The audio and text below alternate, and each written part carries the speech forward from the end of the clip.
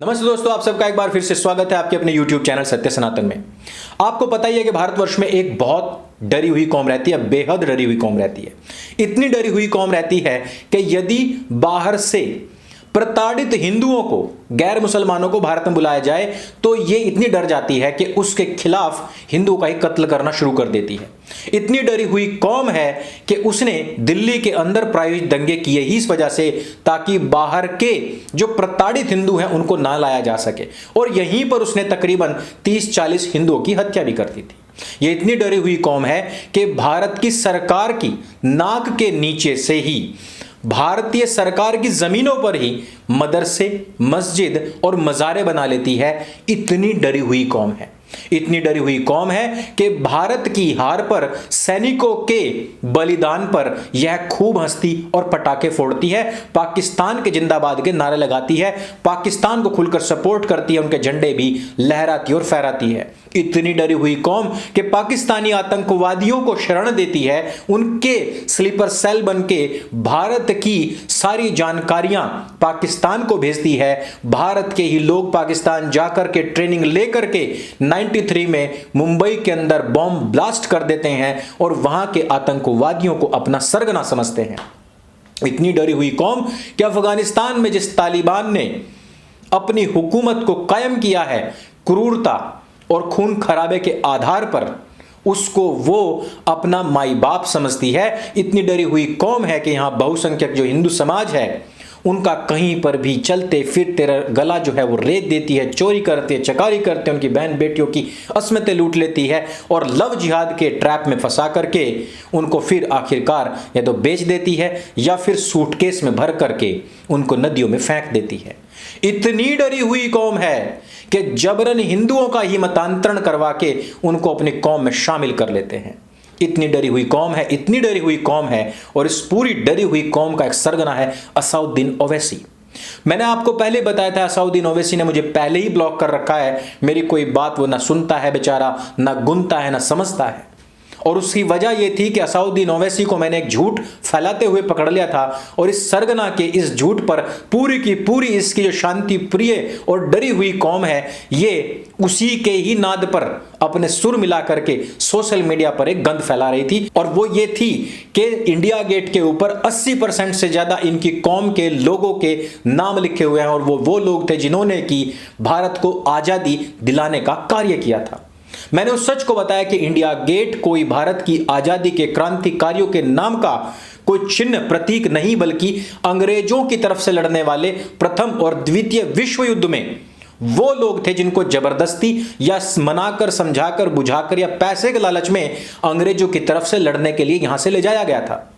मैं उनको कभी कभी गद्दार भी इसलिए कहता हूं क्योंकि उसी समय पर यदि वो सशस्त्र सेना सुभाष बाबू के संरक्षण में, उनके मार्गदर्शन, उनके नेतृत्व में इस अंग्रेजी हुकूमत के खिलाफ लड़ लेती तो हमारा भारत कभी पहले ही सच्चे अर्थों में आजाद होता, ना कि ये लहरू की भांति 46 में ही कोई इंटरिम गवर्नमेंट बना करके और जॉर्ज पंचम के प्रति घुटने टिकवा करके कोई सरकार बनती। कोई ऐसी सरकार ना बनती जिसमें कि कानून उनका हो और पालन करने वाले हमारे यहां के काले गोरे हों, काले अंग्रेज जिनको कहते हैं। असाउद्दीन ओवैसी ने एक बार फिर से वही जहर फैलाने का कार्य किया है। असाउद्दीन ओवैसी खड़े होकर उत्तर प्रदेश में कह रहा है कि जब हमारी हुकूमत आएगी, मुझे पुलिस वालों की चिंता हो रही है कि जब कहां जाएंगे, जब हमारी हुकूमत आएगी, जब कहां जाएंगे कि जब योगी अपने मठ चले जाएंगे और मोदी पहाड़ों में चले जाएंगे। अब मुसलमानों की हुकूमत कब आएगी दोस्तों? मुसलमानों की हुकूमत, और खास तौर पर के जिसकी पार्टी में ही मुसलमान हो, जो इस्लामिक पार्टी हो, जो मुसलमानों के अलावा किसी की बात ही ना करती हो, किसी के भी विकास की बात ना करती हो, केवल और केवल मुसलमानों की बात करे, मुस्लिम आतंकवादियों के केस लड़ने की बात करे, उनके द्वारा की गई हत्याओं को जस्टिफाई करने की बात करे, लव जिहाद को जस्टिफाई करने की बात करे, जो लोग अवैध मतांतरण, अवैध कब्जे को जस्टिफाई करे, उनके केस लड़े, ऐसे लोग किसका विकास करेंगे और कौन उनको वोट देगा? केवल और केवल मुसलमान ही देंगे। और मुसलमान की सरकार कब आएगी? जब वो बहुसंख्यक हो जाएंगे। तो खुलेआम असाउद्दीन ओवैसी इस बात को स्पष्ट कह रहा है कि जब हम बहुसंख्यक हो जाएंगे तब ये पुलिस वाले कहां जाएंगे, इनको कौन बचाएगा? क्योंकि हम मुसलमान हमेशा हर चीज को याद रखते हैं। अब आप खुद सोचिए, जब एक मुस्लिम नेता कह रहा है कि 14-15 साल की लड़की का निकाह होना चाहिए ताकि वो अपने जीवन में 10-12 बच्चे पैदा कर सके, ये फास्टेस्ट ग्रोइंग नहीं, फास्टेस्ट ब्रीडिंग है। ये फास्टेस्ट ब्रीडिंग जब उस संख्या को प्राप्त कर जाएगा जिस समय पर योगी और मोदी भी रिटायर हो जाएंगे, उस समय पर नपुंसक हिंदुओं का मतांतरण या फिर तलवार के जोर पर जिस प्रकार से 1921-1946 में जिस प्रकार से नरसंहार हिंदुओं का किया गया था, उस प्रकार से जब होगा, जो टीपू सुल्तान को अपना मसीहा मानते हो, जो मोहम्मद को यानी कि गैर मुसलमानों को सूली चढ़ाने का फरमान देता हो, जो उनको काफिर कहता हो, उनको अपना मसीहा मानते हो, उनको अपना प्रॉफिट मानते हो, तो वो लोग आप लोगों के साथ में, अपनी बहन बेटियों के साथ में, आपके परिवार के साथ में कैसा सलूक करेंगे, जरा सोचिए।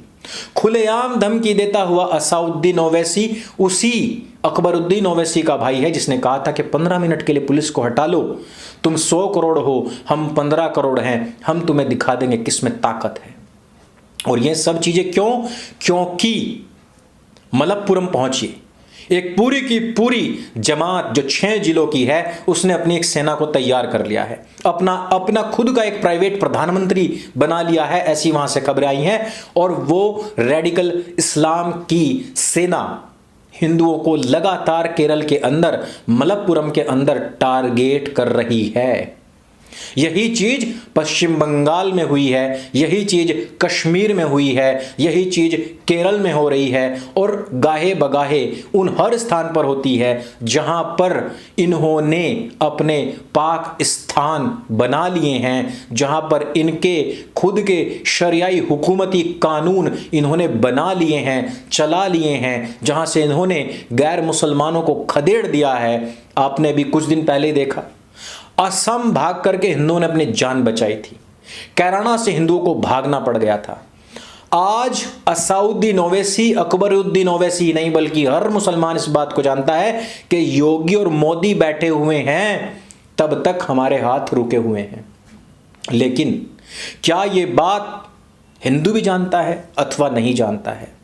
मुझे नहीं लगता कि सभी हिंदू इस बात को जानते हैं, क्योंकि अभी भी काफी सारे ऐसे लोग हैं, कुछ ऐसे नील ग्रह के प्राणी मैंने देखे जो कह रहे हैं कि हिंदुओं को डराने की जरूरत नहीं है असाउद्दीन ओवैसी का वीडियो दिखा करके, क्योंकि हिंदू 100 साल पहले भी सुरक्षित था और 100 साल के बाद भी सुरक्षित ही रहेगा। लेकिन 100 साल के पहले हम कहां तक फैले हुए थे और 100 साल के बाद हम कहां तक सिमट सकते हैं, यह रीजनिंग का क्वेश्चन है, ना कि किसी 33% पर पास हुए आरक्षणधारी नील ग्रह के प्राणी के लिए कोई क्वेश्चन है, क्योंकि उसको तो नौकरी मिल जाएगी, उसका मामला सुलट जाएगा। लेकिन अफगानिस्तान, पाकिस्तान और बांग्लादेश में जिन नील ग्रह के तथाकथित प्राणियों की जो दुर्गति, जो बेइज्जती और जो उनको सरेराह दिन दहाड़े उठा करके ले जाया जाता कारों में भर करके और उनको मतांतरित, धर्मांतरित कर या फिर बाहर बेच दिया जाता है, वो लोग खुद अपने ही कौम के बारे में सोचें कि उन 3 देशों के अंदर सर्वाधिक प्रताड़ित आप ही की कौम के लोग हैं। 100 साल पहले पाकिस्तान में हिंदू सुरक्षित हुआ करता था, लेकिन आज उनका नामो निशान नहीं। इस बात को आप सोच लीजिए। मैंने फिर से दोहराना कि यह एक रीजनिंग का क्वेश्चन, यह कॉमन सेंस का क्वेश्चन है, कोई रॉकेट साइंस नहीं है। इतिहास इस बात का गवाह है कि जहां जहां पर भी ये दीमक समाज, ये जन्नती, ये जन्नत के मोहब्बती जो लोग हैं, जहां जहां पहुंचते हैं वहां पर दूसरों का सुपड़ा साफ कर देते हैं और उस देश को भी नर्क बना देते हैं, सिर्फ और सिर्फ जन्नत की चाह में।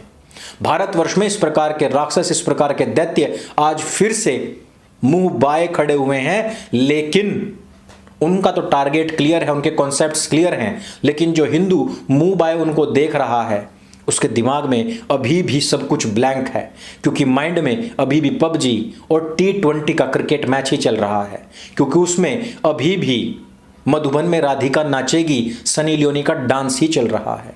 इससे उभरने की आवश्यकता है, अन्यथा यह कोरोना वायरस से भी ज्यादा खतरनाक जो वायरस है, जो 1400 साल से हर एक गैर इस्लामिक का पीछा कर रहा है, यह अत्यंत घातक है। और सबसे बड़ी बात, जागरूकता और इनिशिएटिव लेना ही इसका वैक्सीन है, अन्यथा इसका कोई दुनिया में कहीं पर कोई इलाज, कोई वैक्सीन भी नहीं है। एकता, एकजुटता और आपसी भाईचारा, हिंदू हिंदू भाईचारा, केवल यही इसकी दवाई है, यही इसकी वैक्सीन है। इस वीडियो में सिर्फ इतना ही।